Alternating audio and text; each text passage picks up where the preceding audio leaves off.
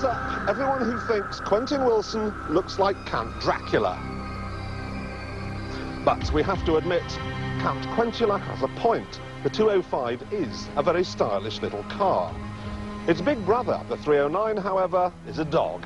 It has all the grace, poise, beauty and elegance of the inside of a power station.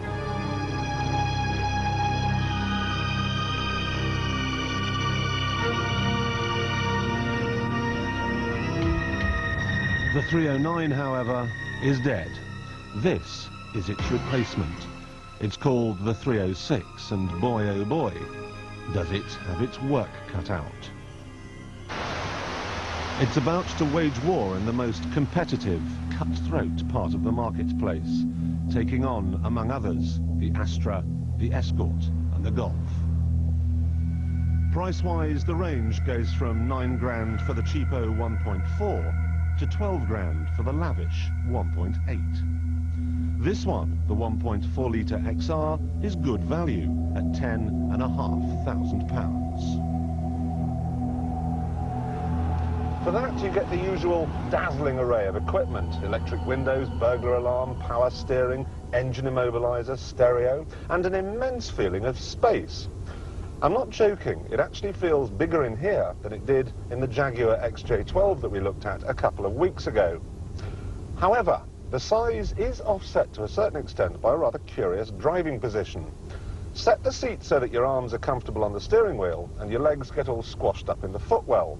Set it right for your legs and you can't reach the steering wheel, which does tend to make cornering a touch difficult. And that's a shame, because this car, like all Peugeots, handles like a dream.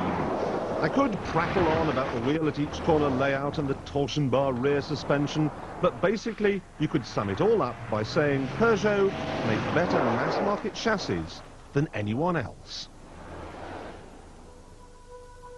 They don't even disgrace themselves on kart tracks, because the 306 has a good ride too. Now, this handling malarkey is all very well if you like to get your foot down, but what if you just want something that'll get you to the shops? Let's take a look round. Space in the back. That's not too shabby, unless, of course, you are chauffeur to Demis Roussos. The boot. Well, it's not exactly the biggest I've ever seen, but it is quite practical. Styling. Well, I don't think this is Peugeot's best effort. It's not ugly, it's just a bit boring. And I want to know this: who chose the colour? Stevie Wonder? Engine. Oh, brilliant. It's got one. Actually, while we're on the subject of engines, Peugeot and their partners at Citroën make, I think, the best diesels there are. So, if you specifically want an oil burner, this might be quite a good bet.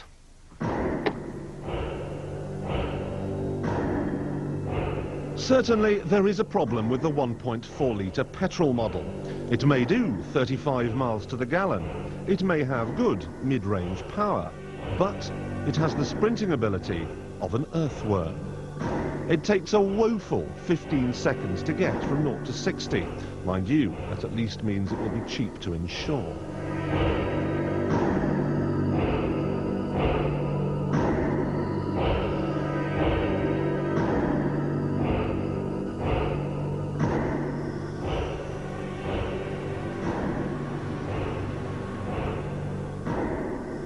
So, what we have here is an average car that's let down by below-average performance, yet helped up by absolutely superb handling. That's probably enough to make it my favourite car in the class, but if you're not bothered by such things, might I suggest you draw up a list of all the alternatives, including the 306, put on a blindfold, and find yourself a pin.